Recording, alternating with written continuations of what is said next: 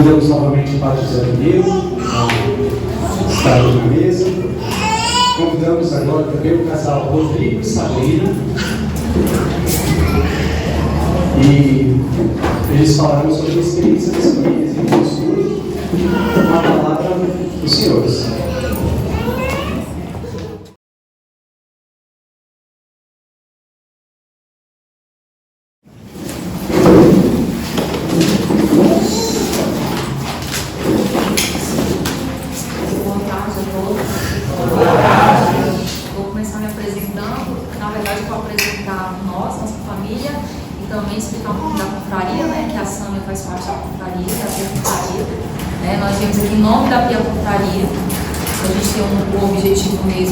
A fé católica, né?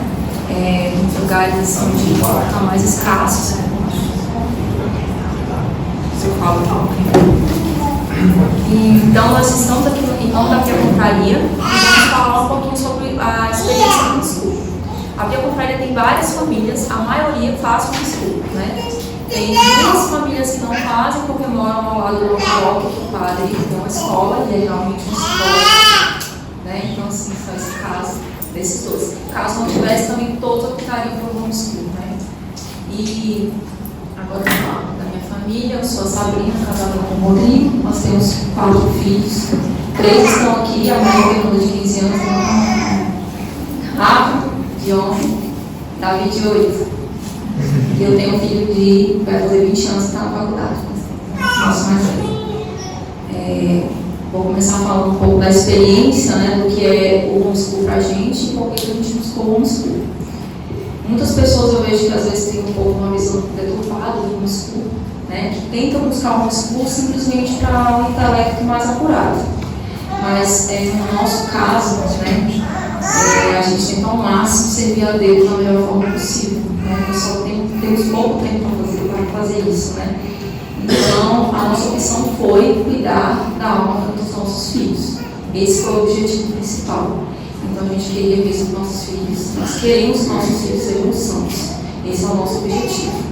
E, não menos importante, o intelecto faz parte disso, que a gente só consegue que as crianças entendam a realidade profunda de Deus, se ao mesmo tempo o intelecto delas estiver preparado para isso. Né? Então, a gente está tentando fazer todo esse processo, que não é fácil, de ensinar as crianças de uma forma que elas aprendam a amar e servir a Deus e ao mesmo tempo ter esse desenvolvimento na inteligência.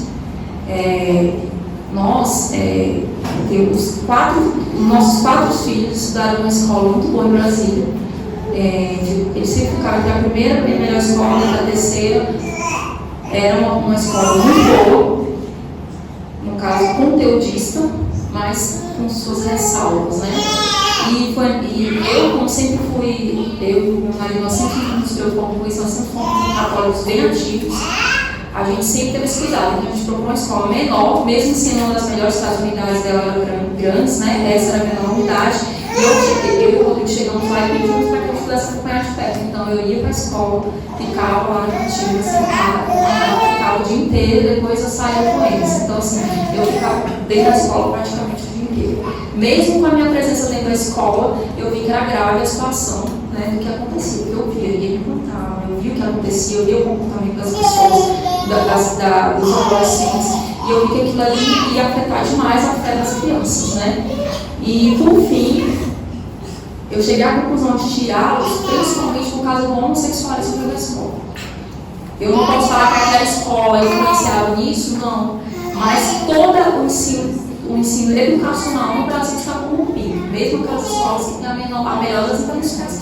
Não tem ideologia de gênero, aquela escola ainda que se diz até católica, no caso que eu coloquei não era, porque as escolas católicas de Brasília são piores que as escolas seculares, né?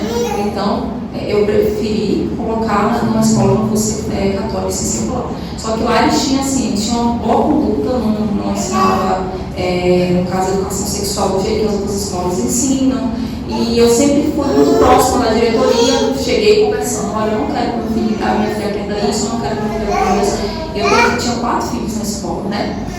E só que mesmo assim vieram os problemas. O primeiro problema começou com a Maria Fernanda no 3º ano, quando deram para ela ler um livro chamado A Bolsa Amarela. É isso, não? E aí foi aquela confusão que eu fiz na amizade. Confusão, eu não quis fazer confusão, mas eu fui falar de por que eu não queria que aquele livro para minha filha fosse aquele livro. Era um livro de 1972, uma feminista, olha só, 1972, uma feminista. E quando eu comecei a ler o que estava no livro, eu falei assim, você não vai ler isso aqui. Então eu fui na escola e falei. E nisso eu percebi os constrangimentos que começaram a acontecer, porque a Maria Fernanda, no horário da aula de português, ela era direcionada para a biblioteca. Só que eu conversava muito com ela. A diretora me chamou e falou, olha, eu vou ficar na biblioteca nesse horário, por causa disso que a gente não vai mudar o livro. Eu falei, tudo bem, não tem problema, mas eu não quero que minha filha tenha acesso. Então foi feito, ela deu outro livro para ela ler e ela fez o trabalho desse outro livro, bem, esse foi o menor dos problemas. Então o problema maior, como eu disse, que eu quero chegar nele, foi justamente o homossexualismo. Você vê uma coisa assim que parece estar num filme de terror. Como eu estava todos os dias na escola, eu vi que aquilo ali estava virando uma coisa que a gente um papel que sou muito. E o problema não é mais, como às vezes no tempo mais assim, no meu tempo, né, do meu marido, alguns até um tempo mais atrás, era sempre um namoro. E o problema ficava aqueles namorinhos na escola. Não, o problema já não é mais isso. O problema já é mulher com mulher e homem com homem. O que se incentiva lá é isso. E aquela turminha vem para cima para poder convencer seu filho de que aquilo é melhor. E que a nossa educação dos pais não está certa. Então o marxismo cultural está dentro da escola, mesmo que a escola não tenha essa intenção, mas as crianças que estão lá não são mais educadas na fé. E isso foi me preocupando. Foi me preocupando, eu cheguei com o Rodrigo e falei, amor, não tem condições. Foi o dia que a Maria Fernanda chegou da escola e falou que as mães perguntaram qual era a sua sexualidade, foi isso, Maria? Elas nem perguntaram o meu nome, elas viraram para mim e falaram qual a sua sexualidade. Pronto, foi isso. E aí a Maria Fernanda falou assim, eu sou mulher. Sou normal. Sou normal, né? Normal. Então elas ficaram meio assim e falaram, nossa, mas se você fosse, ela usou o termo que eu usava para ela, se você fosse esse. Bissexual. Olha, eu também não entendo muito. Aí você pegava todo mundo. Olha só, quando ela chegou falando isso em casa, eu fiquei surtada. Porque lá em casa a gente controla a televisão, praticamente não assiste, porque a televisão normal, que se vê na televisão normal, hoje se você for procurar alguma coisa boa na televisão é raro. Então tem que ser bem, os filhos têm que ser bem acompanhados, porque o mal não é só na escola, ele entra dentro de casa, né? Então assim, eu tinha toda essa preocupação, todo esse controle para chegar na escola e destruir o que eu fiz vários anos, mas meu marido e destruir no piscar de olhos. Então eu resolvi, aí o meu marido falou, é isso que você quer? Porque como ele trabalha, ele não poderia estar ali, né? O tempo inteiro, mas o apoio ele me deu. Eu falei, não, eu vou encarar. Apesar de que eu sou formada e tudo mais, meu ensino não foi bom. Não foi bom. Eu vi o tanto que, depois que eu comecei a estudar alguns cursos para ensinar as crianças, eu vi o tanto que nós não tivemos uma qualidade de ensino, né? Eu falei assim, meu Deus, olha o que nos roubaram. E o que a gente faz hoje? Igual a Sâmia falou, a gente aprende para poder ensinar, né? Eu sou formada em turismo, estava fazendo arquitetura parei por causa das crianças, e meu marido é engenheiro civil, então assim, a gente praticamente não viu o que é as crianças terem isso na escola, né? Então estão roubando isso das nossas crianças, e eles roubam isso justamente para roubar o nosso acesso ao nosso Senhor, porque esse é o principal objetivo. Não pense que não é, porque a ideologia marxista que entra dentro das escolas é para roubar a fé das nossas crianças. E a gente tem muita consciência disso, porque a gente já havia estudado, né? A gente já havia estudado marxismo. Então, todo esse processo, né, que vem instruindo desde a Revolução Francesa, desde a Revolução Protestante, então, isso vem atrapalhando. E isso está na nossa cultura hoje, e está dentro das escolas sendo passado para os nossos filhos. E a gente acha que as crianças estão indo para a escola aprendendo, elas estão sendo destruídas na escola. Infelizmente, eu posso dizer que eu meus filhos estavam na escola, as melhores escolas de Brasília, e apesar dos pesares, eles estavam sendo destruídos. E mesmo eu ensino. Então, assim, eu até trouxe aqui uma passagem aqui do livro Tratado de Práticas e das Virtudes, que fala, esse livro é todo mundo, né? Lendo isso aqui, para a gente ter o cuidado justamente com a inocência das nossas crianças, que é principalmente o que eles falam na escola, né? A inocência.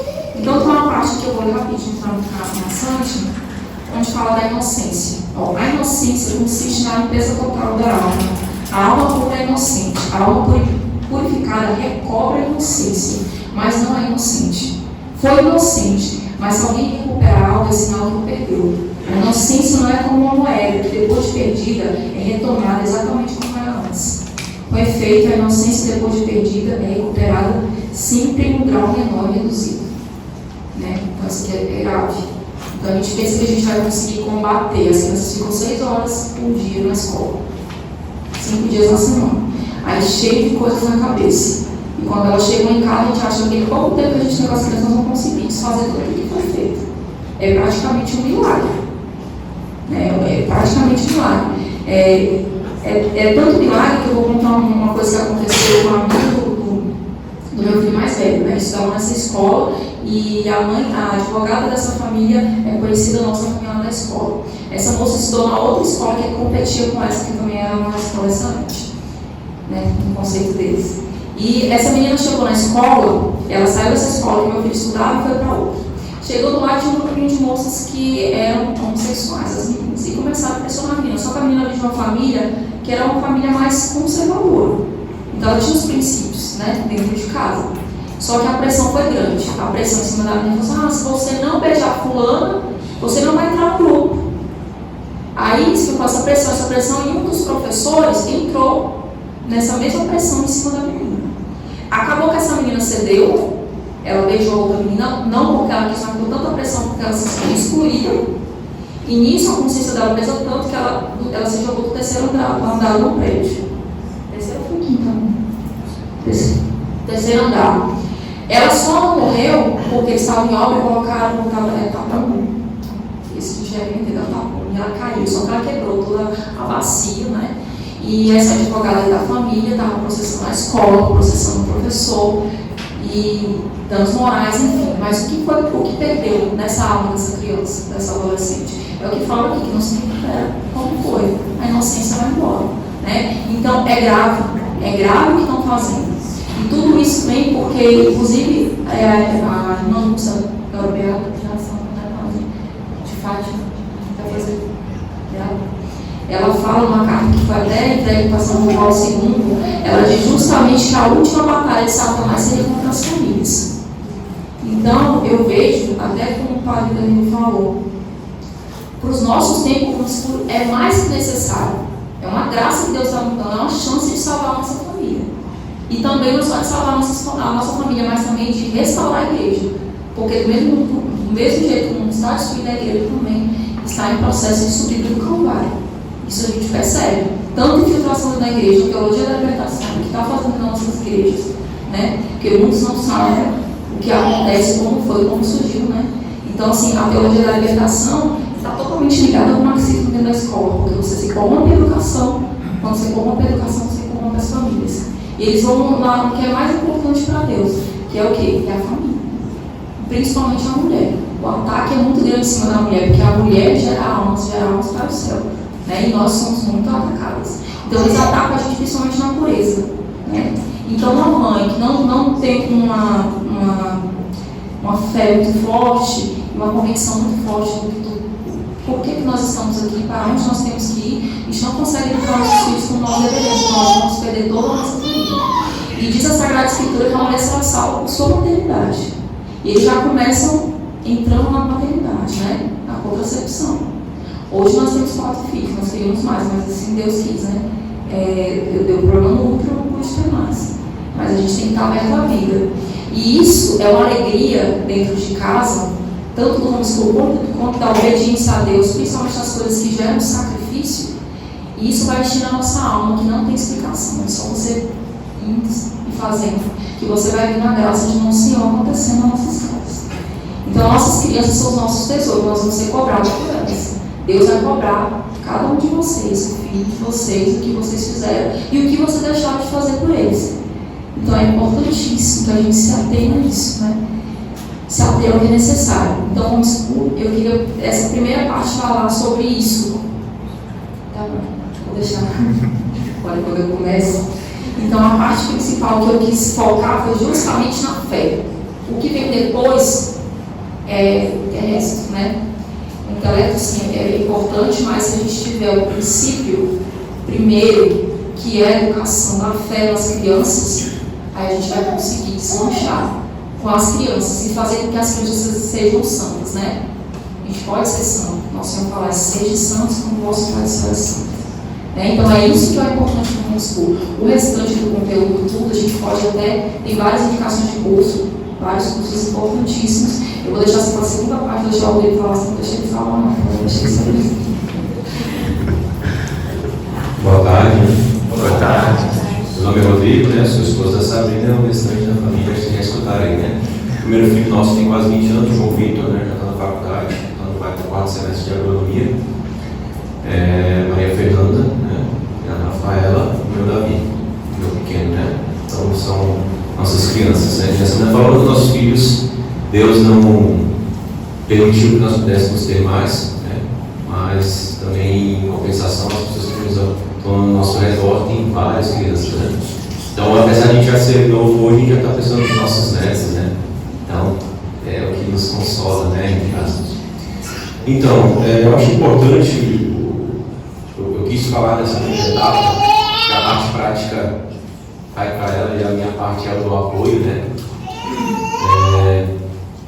A importância de tudo isso que a Sabrina estava contando na escola, o processo que se passou na escola, né? O porquê que a gente observou isso. E quando a gente se conscientizou que, na verdade, para a gente ser pai, a primeira responsabilidade, pai e mãe, né? A primeira responsabilidade nossa é levar os nossos filhos para que eles amem verdadeiramente a Deus, a gente viu que isso estava sendo agredido aos poucos e cada vez se intensificando mais. Né? A nossa sociedade, infelizmente, hoje ela já está corrompida. Né? Quando eu falo isso, eles são corrompidas como dos bons costumes. Né? Então, hoje, o certo está errado e o errado está certo, as inversões, né? Eu acho que isso não é até repetitivo falar, acredito que todo mundo já tem escutado esse termo, né? Mas verdadeiramente é isso que está acontecendo, né? Se perderam-se alguns valores, né, principais e que aonde coloca verdadeiramente a gente numa fundação, numa estrutura, né, sólida, para que a gente possa vir ali edificar realmente a nossa residência, né? Então, estão destruindo o que é a nossa base, que é a nossa família. Né? Primeiramente, corrompendo ali a mulher, porque é a mulher que traz vida. A sabedoria da mulher ela é imensamente necessária para um lar ser verdadeiramente católico, né? Para um lar que tenha vamos dizer assim, bons pilares. Né? A mulher tem que ter essa robustez. Apesar do homem ser aquele que vai para a batalha, que vai para frente, né, que está ali, né, a gente sabe também hoje da realidade, né, não estou dizendo que o homem só tem que prover e a mulher tem que cuidar, não é isso que eu estou dizendo, é porque a mulher nasceu para cuidar no sentido dos filhos, né, o dia a dia. O homem vai estar ali com o seu apoio total, porque ela é necessário. Né? Então, a robustez da mulher nesse sentido é muito mais importante. Então, é muito mais pesado para ela tomar uma decisão de um homeschooling como não foi tomado. E quando ela perguntou para mim, amor, eu quero fazer o homeschooling, eu só perguntei para ela, você tem certeza, é isso? Eu já não tinha dúvida que seria necessário, mas é isso? Tipo, estou contigo, não vou abrir, mas é isso mesmo? Então vamos embora. Então acredito que uma parte eu consegui fazer, mas os 75% está para ela. É o dia a dia, né? Eu não estou no dia a dia. Então, quando ela fraqueja ali, às vezes, né? Mas eu estou dando conta, tá? A gente já vê, é visível, sabe? Então, o valor da família hoje, que é o que a gente, muitas vezes, todos os nossos pais, ou até mesmo de alguém da nossa família, ou às vezes de um amigo, né? Que tivesse ali que deu essa noção para nós, ela está sendo extremamente atacada, em todos os sentidos, né? E a escola, ela está começando eles começaram a observar que a escola é o local onde eu consigo corromper melhor as crianças. Porque às vezes tem os pais que têm aquele posicionamento, mas os filhos aqui, quem tem filho adolescente, sabe que chega a um certo ponto que às vezes a opinião do pai e da mãe já é um pouco mais difícil de se escutar. Né? Às vezes coisas que a gente falava para o meu filho, que era, filho, não faça isso, ele não questionava. De repente vai questionar e vai querer fazer diferente, né?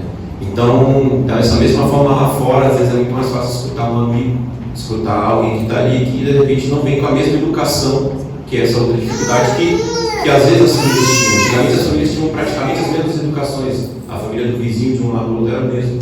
Hoje não é. Os valores são bem diferentes. E isso está se entrando dentro das escolas. Então, isso tudo que aconteceu com essa vida que eu não vou repetir, são questões que aconteceram conosco, mas vocês podem conversar com várias outras pessoas que tiveram pais que tiveram essa mesma situação. E para nós, realmente, essa é a decisão que a gente tomou. E aí a gente percebeu que no dia a dia, desse período que a gente já vem fazendo no homeschooling, a gente observa que até a forma de aprender está errada. Até como a gente está aprendendo, ela está errada. Porque se desenvolve situações para você poder pegar, botar ela na cabeça da gente. Eu falo isso comigo, sou formado em engenharia civil, tenho pós-graduação nisso, então eu vivo matemática, né?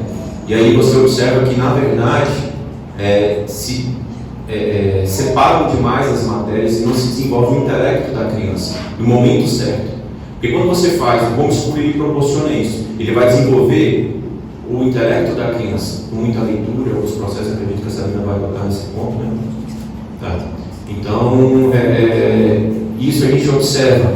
E algumas preocupações que a gente vai ter normalmente, como no ensino normal, isso vai passar na nossa cabeça. Porque a gente vai estar com aquela dúvida, né? Por exemplo, eu questionei várias vezes ela, e aí, essa matéria, isso aqui, não, vem cá, desenvolvimento intelectual é o primeiro passo. O dia que ele tiver que estudar sobre biologia, o dia que ele tiver que estudar sobre uma anatomia, uma química, isso vai ser na hora que ele for precisar ser específico para aquilo. Vou me preparar para um concurso, vou me preparar para uma prova X. Ele já vai estar com o intelecto dele totalmente formado para que ele possa vir a aprender aquilo ali, estudando com os métodos que foram feitos. Né? Acredito que essa ainda vai estar nesse ponto. Então, assim, o que eu queria deixar esse ponto para os pais, para o homem sempre tem um pouco mais de resistência mesmo, né? E gerou um medo em mim, eu imagino dela, né? Que vai ter que teve que assumir isso todos os dias.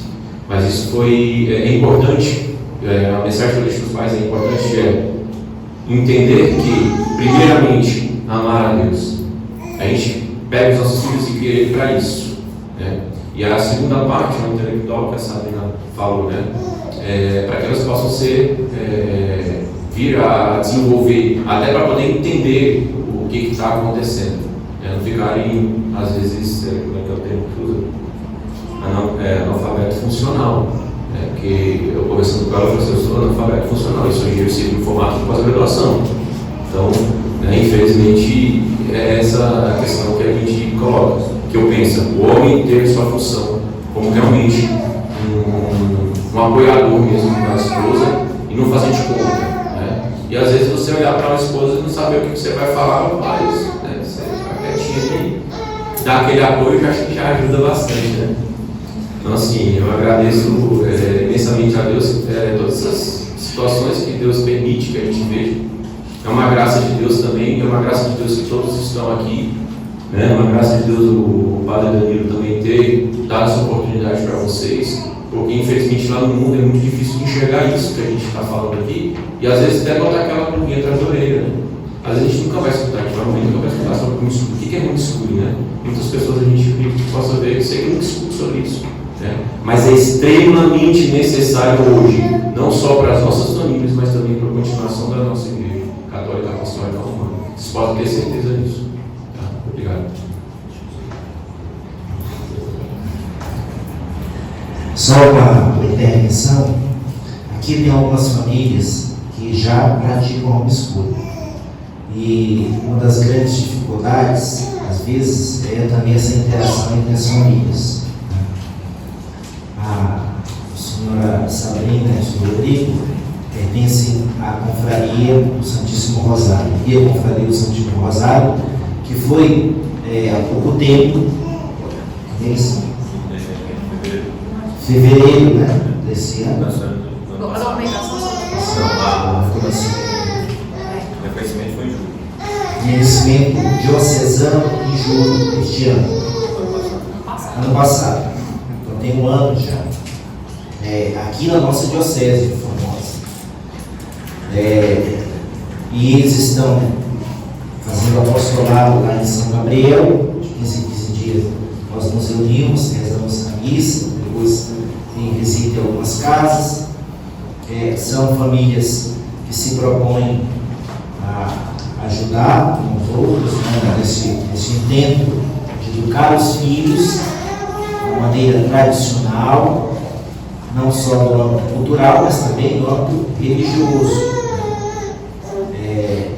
Então é interessante, depois a nossa Sabrina poderá falar aqui, que essas famílias também, aqui que estão iniciando essa educação no escuro, possam interagir entre si, né, colaborar, poder estar juntos, partilhar as experiências. Isso é importante também, porque algo que talvez ainda não é falado, a grande desculpa das pessoas a nível aquisitivo da educação é dizer assim, não, até também no âmbito da igreja. Você sabe que muitas escolas, as ditas escolas religiosas, surgiram com o objetivo primeiro de educação aos pobres. Até congregações religiosas surgiram com este tempo. Mas é preciso lembrar que na igreja nem sempre foi assim, pois a igreja tem como fundamento, um dos fundamentos da igreja, no âmbito educacional, é uma educação de maneira piramidal, pois assim também a igreja é constituída. E não só a igreja, mas todas as coisas criadas foram criadas de maneira piramidal, com as suas hierarquias. Se nós queremos conduzir esta sociedade, restaurar essa sociedade aos moldes de uma sociedade que nós acreditamos que deve servir ao nosso Senhor, levar as almas à salvação, isso só pode ser feito de maneira hierarquizada. Isso significa de maneira prática o quê? Que é preciso existir uma elite intelectual e cultural que possa ser exemplo para os outros. Pois não caiamos na utopia de pensar que nós teremos uma educação igualitária para todos. Isso não será possível. Não será possível por quê? Porque a nossa própria constituição humana não é igualitária. Então, nós precisamos de maneira positiva, estamos falando de maneira positiva, uma elite que nós chamamos de aristocracia. Nós precisamos de uma aristocracia que tenha, claro, facilidade de acesso e tenha a própria desenvoltura individual de alcançar a verdade para ser exemplo para os outros. Pois toda a sociedade é assim. A própria estrutura familiar é assim. Os pais, dentro da própria família, são a aristocracia para o filho. E assim, a sociedade em geral precisa de uma elite cultural. Quando a gente fala isso, porque a gente foi formado numa mentalidade igualitária. Quando a gente fala de elite cultural e aristocracia, a gente pensa logo numa coisa parece assim muito ofensiva à nossa realidade. Mas não. A igreja sempre transmitiu a fé para todos, segundo a sua própria condição e a sua própria realidade social. Mas é preciso que a sociedade organicamente eduque os seus filhos, a sua prole, de maneira orgânica. E essa educação orgânica só vai surgir se existir uma elite cultural nos nossos ambientes, não só na sociedade, mas também dentro da igreja, que é um problema, só para finalizar, então a gente entende um pouquinho. Já falei isso aqui outra vez. É um problema também das nossas catequeses. As nossas paróquias pecam porque tentam dar um método catequético igualitário para todos. A catequese precisa ser personalizada. E sendo personalizada, nós não damos conta de tudo. Aqui, paróquia, quantas pessoas moram aqui no bairro da Formosinha? Território da paróquia São Sebastião. O padre Flávio e o Padre Raifran, dão conta de atender todas as pessoas? Não. Então nós temos aqui logo, naturalmente, uma aristocracia, uma elite que é atendida, né? De maneira sacramental, de maneira catequética. A própria, aqui, talvez não falei para os senhores, é um centro, São Tomás de Aquino, que foi constituído há quantos meses? Vai fazer 2 anos. 2 anos, né? Centro São Tomás de Aquino foi constituído há 2 anos para o estudo. Vai fazer 2 anos, né? Para o estudo da fé e da cultura e de toda a verdade a ser adquirida. Então, este grupo, que começou grande, né? Nós estávamos, começou grande, depois foi diminuindo. Por quê? Porque naturalmente, organicamente é assim. Então, aqueles que perseverarem na busca da verdade é que mais à frente darão exemplo para os outros que abandonaram até essa busca de conhecimento da verdade. Então, de alguma maneira, essas famílias podem interagir entre si. Eu vou até entrar em alguns assuntos que o padre mencionou aqui.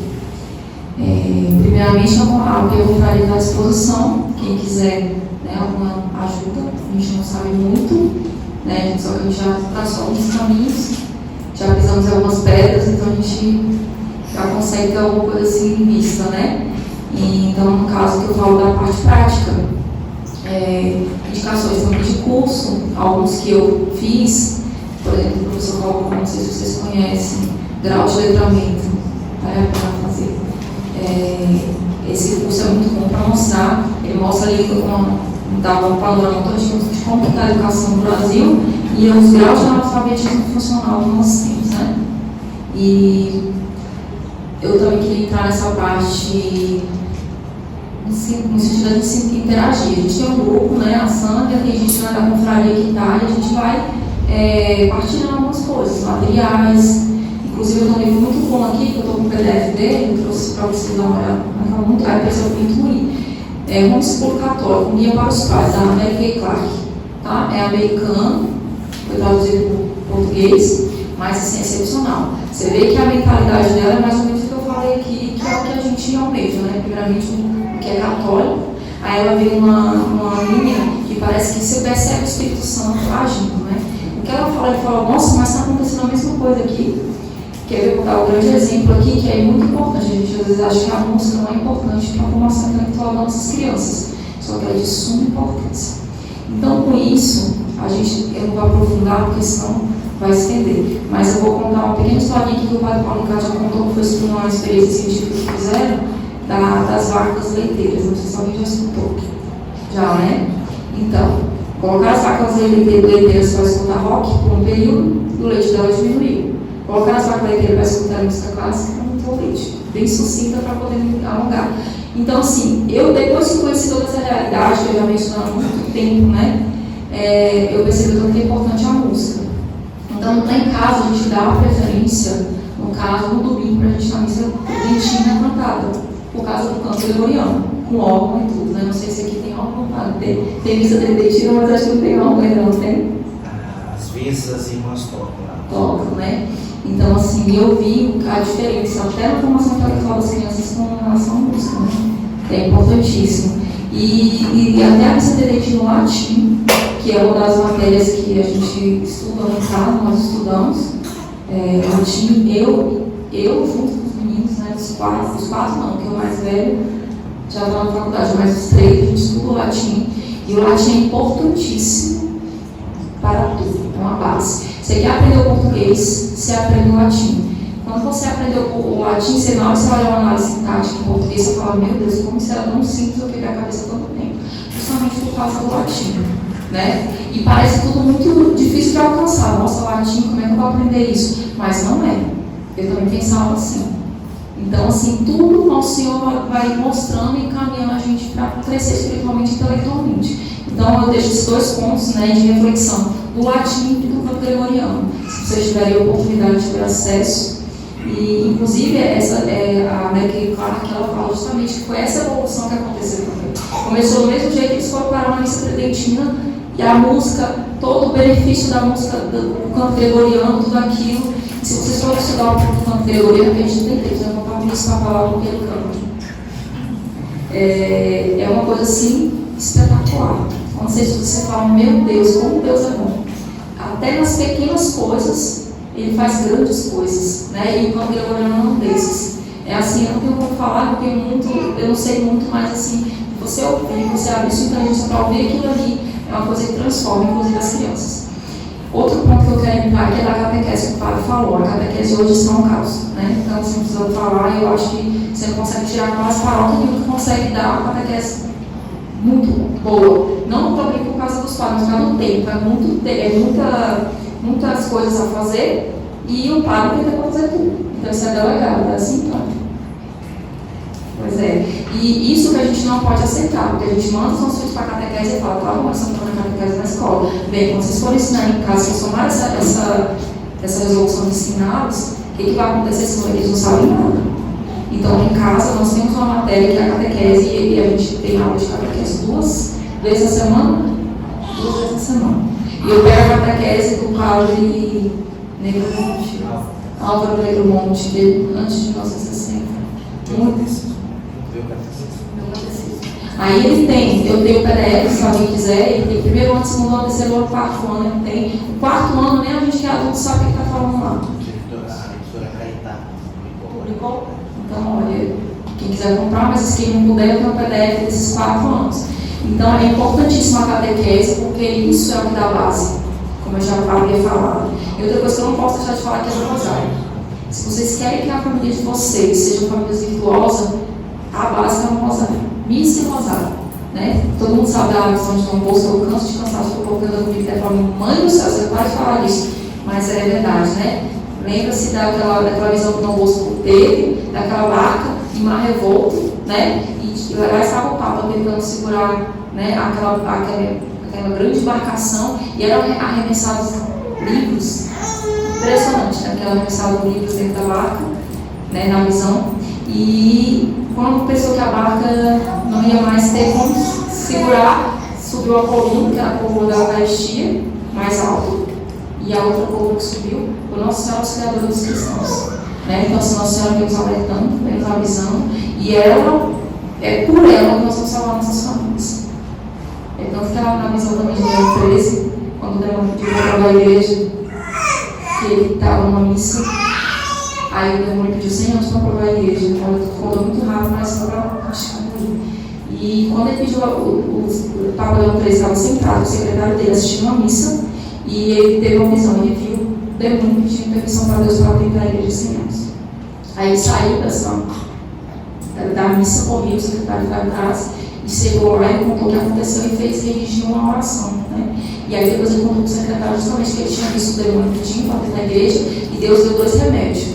Né? Um deles era Nossa Senhora, era o Santo Rosário, e o outro era São Miguel, Nossa Senhora e São Miguel.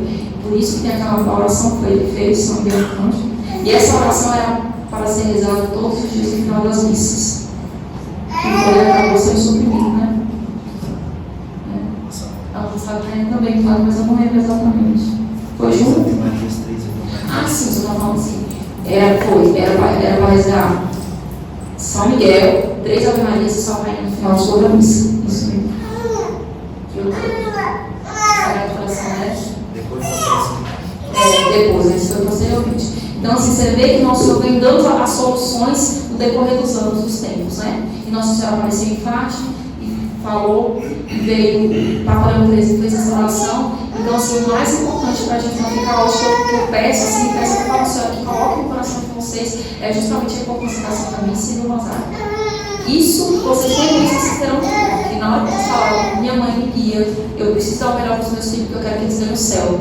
Vocês tendo a Eucaristia e o Rosário, Nossa Senhora vai caminhar, como aconteceu com as famílias da confraria, e acontece com todo mundo que a gente vai conhecendo, que vai ver que tem um amor pela missa e pelo Rosário.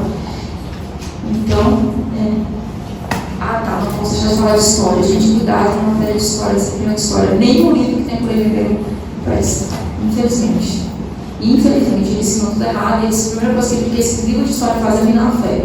Vem com o evolucionismo, vem com toda essa parte que tira Deus do centro, né? Então, assim, a gente para dar história, nosso grupinho ali, sofreu. Tem outra moça que não está aqui, que é uma mãe, a gente pegou para conseguir organizar toda aquela parte cronológica de história, porque eles tiraram Deus do centro. Então, vocês têm que começar a história como deve ser o início. Adão e Eva, toda aquela parte. Depois, se as mães quiserem, a gente pode conversar isso no WhatsApp para não alongar muito.